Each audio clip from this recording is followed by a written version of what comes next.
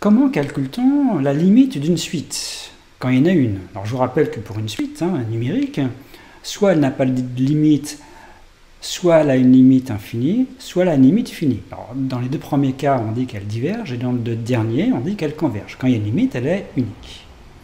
Alors, premier cas, vous avez une suite qui est définie directement en fonction de n. Un, c'est f de n.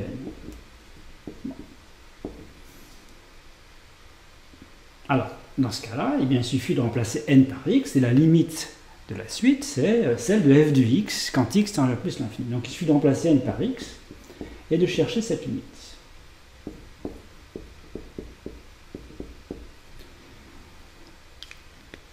Limite de fonction, en plus l'infini, donc vous vous référez à une vidéo là-dessus. Il y a 4 méthodes proposées par règle opératoire. Alors dans les règles opératoires, il y a 4 formes à déterminer. Et il y a changement d'écriture, comparaison, identification, un nombre dérivé. Alors, sauf qu'il y a un cas particulier, même on va dire 2 cas particuliers, où un est directement défini en fonction de n, mais on ne sait pas forcément remplacer n par x et trouver la limite. Par exemple, si je mets 2 puissance n, s'il y a 2 puissance n qui intervient. Alors si je remplace n par x, ça fait 2 puissance x, et ça, la limite de 2 puissance x en x tend vers plus l'infini, ça c'est pas dans le cours, dans le programme. Alors ça, par contre, 2 puissance n, c'est dans le programme. Vous connaissez q puissance n.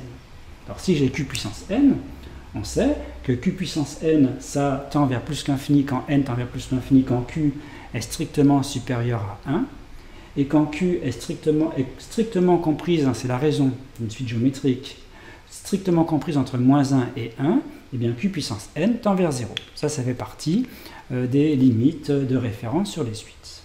Oui, mais imaginez que je donne ça, comme suite. 2 puissance n moins n. Alors j'ai dit qu'on ne pouvait pas remplacer n par x, puisqu'il y a ce cas particulier. Comment on va faire pour gérer la limite de 2 puissance n moins n? Alors ça ressemble un petit peu à 2 puissance x moins x, ou à la place, si je mets 2, je mets e puissance x, c'est-à-dire exponentielle de x moins x, ça on sait faire s'il y avait x, et s'il y avait e à la place de 2. Bon, alors comment on va faire ici? En fait, ce qu'on peut faire, c'est mettre n en facteur. On va faire un changement d'écriture. Et là, vous récupérez, en fait, 2 puissance n sur n. Alors, on se doute bien que ça va être une limite de référence, comme avec e puissance x sur x. On sait que e puissance x sur x, ça tend vers plus l'infini, non plus l'infini, sauf que ça ne fait pas partie des limites. Comment on va gérer ça?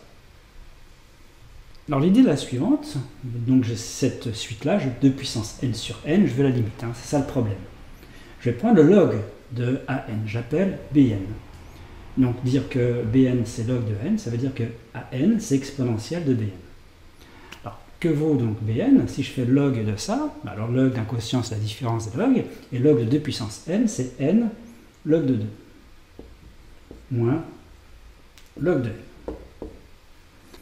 Et là, cette fois-ci, on sait faire, puisque si on remplace n par x, par exemple, ça fait x log de 2 moins log de x, on peut mettre x en facteur, donc ça ferait x facteur de log de 2 moins log de x sur x. On sait qu'en x en plus l'infini, log de x sur x, ça tend vers 0.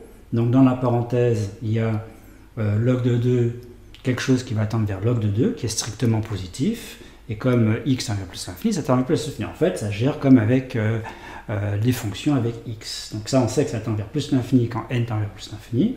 Et donc, par composé, puisque bn ici, ça tend vers plus l'infini, quand n tend vers plus l'infini, exponentielle de bn aussi, ça c'est une composée. Donc an tend vers plus l'infini. C'est ce qu'on savait. Alors, on se doutait que c'était ça le résultat. Et vous voyez, il faut faire tout ce travail-là. Et pour revenir à la suite un, qui était donc 2 puissance n moins n, en mettant donc n en facteur, on obtenait n facteur de 2 puissance n sur n moins 1. Et 2 puissance n sur n, ça tend vers plus l'infini. Donc la parenthèse, elle tend vers plus l'infini. Et comme il y a n, qui tend également vers plus l'infini, bien, ça tend vers plus l'infini. En fait, c'est ça qui l'emporte. On se doutait également, puisque c'était un peu la même chose que e puissance x moins x. Attention, s'il y avait 1 demi puissance n, ce ne serait pas pareil, puisque 1 demi puissance n, ça tend vers 0. Et donc, dans ce cas-là, la limite, ça serait donc moins l'infini. L'autre cas aussi qui pose problème, c'est quand vous avez une suite définie par une somme. Par exemple, je prends un égale 1 plus 1 demi plus 1 tiers, etc. plus ici 1 sur n. Bon. Donc ça veut dire ici en fait qu'il y a n termes. Si je prends n égale 1, bah, U1 c'est 1, U2 c'est 1 plus 1,5, U3 c'est 1 plus 1,5 plus 1 tiers, etc. Alors là, évidemment, on ne peut pas remplacer n par x, hein, parce que vous avez une somme, donc c'est compliqué hein, à gérer ce genre de suite. Alors il y a tout un tas de méthodes, on fait presque au coup par coup. On peut même remarquer qu'une telle suite peut être une suite définie par récurrence. Pourquoi? Par exemple, je peux définir cette suite en disant que U1 c'est 1, et après, pour tout n, je définis comme récurrence UN plus 1, c'est UN plus 1 sur n plus 1. Alors si je fais ça, par exemple si je fais U2, pour avoir U2 ici je prends n égale 1, donc U2 c'est U1 plus, donc si je répète, hein, pour avoir U2 je remplace n par 1, donc je remplace n par 1, donc ça fait U1 plus 1 demi, et comme U1 c'est 1, ça fait 1 plus 1 demi. Si je fais U3 c'est 1 plus 1 demi plus 1 tiers, et si j'applique cette récurrence, c'est U2 plus, puisque j'ai pris n égale 2 ici pour avoir 3, ça me fait ici 1 tiers. Et comme U2 c'est 1 plus 1 demi, ça fait bien 1 plus 1 demi plus 1 tiers. Donc vous voyez, quand vous avez une somme, cette somme-là, qui est définie directement par une somme, eh bien on peut remplacer ça par une définition par récurrence. Alors je donnerai quelques exemples après dans d'autres vidéos avec des suites définies par des sommes comme ça. Ça se gère en fait de façon assez particulière, donc c'est au cas par cas en quelque sorte.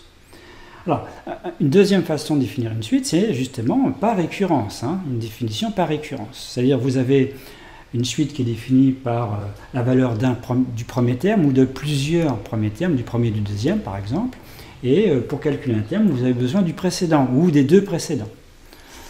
Alors, la suite de Fibonacci par exemple, ou n'importe quel type de récurrence. Donc vous pouvez inventer ce que vous voulez comme récurrence. Donc par exemple, je dis U0 c'est 2, et je prends comme récurrence pour tout n, hein, un plus 1, c'est 1 demi, facteur de un plus 2 sur un. Bon. Alors, ça c'est donc une suite, hein, ça c'est pour tout n, c'est ce qu'on appelle une relation de récurrence d'ordre 1. Pourquoi d'ordre 1? Puisque pour calculer un terme, j'ai besoin du terme qui le précède, d'un seul terme qui précède. Et donc j'ai besoin que du terme initial. Alors, comment on gère ce genre de suite? Là aussi, il y aura une vidéo qui donne des exemples. Hein. Mais en fait, pour trouver une limite d'une suite définie par récurrence, déjà faut-il qu'il y en ait une. Et quand il y en a une, trouver sa limite, eh bien, on utilise en général des théorèmes. Donc, il y a des théorèmes qui sont intéressants sur les suites définies par récurrence. Donc, quels sont les théorèmes qui pourront nous donner une idée sur le comportement, en fait, sur la limite d'une suite? Eh bien, il y a un théorème hein, que vous devez absolument connaître sur les suites qui dit, premier théorème, si vous avez une suite qui est croissante. Suite croissante. Si vous avez une suite croissante qui est majorée, alors elle converge. Donc, ça, c'est quand même important. Une suite croissante majorée converge. Donc, souvent, ce genre de théorème qui sera donc utilisé pour démontrer qu'une suite converge. Croissante majorée. Alors on pourrait dire décroissante minorée. Ça c'est le premier théorème. Alors l'autre théorème, c'est une suite qui est croissante non majorée. Une suite croissante non majorée diverge vers plus l'infini. Donc pour une suite en fait qui est monotone, on sait exactement ce qui se passe. Hein. Pour une suite croissante, soit elle est majorée, soit elle ne l'est pas. Et si elle est majorée, elle converge. Si elle n'est pas majorée, elle diverge vers plus l'infini. Il y a la même chose pour les suites décroissantes. Alors un autre théorème aussi qu'on utilise, c'est le théorème sur les suites adjacentes. Vous avez deux suites UN et VN. Dire qu'elles sont adjacentes, ça veut dire qu'il y en a une qui est croissante et l'autre décroissante, et la différence, UN moins VN, tend vers 0, converge vers 0. Dans ce cas-là, eh bien, on en déduit que UN et VN sont convergentes et on converge vers la même limite. Donc ça permet de démontrer que ces deux suites convergent. Donc, suite adjacente, et ce théorème-là sur les suites croissantes majorées ou suites décroissantes minorées. Une autre situation aussi qui peut arriver, c'est quand vous avez une suite qui est définie avec une fonction et une suite. En fait, c'est une sorte de composé, hein. Ce n'est pas une composée de fonctions, c'est une composée d'une suite avec une fonction. Alors par exemple, si vous savez que quand n tend vers plus l'infini, un tend vers L par exemple, et vous savez que quand x tend vers L, g de x tend vers, on va dire, b, donc ça tend vers L quand n tend vers plus l'infini, ça tend vers b quand x tend vers L, et bien vous en déduisez que Vn tend vers b quand n tend vers plus l'infini. C'est un mélange de suite et de fonctions. C'est une composée.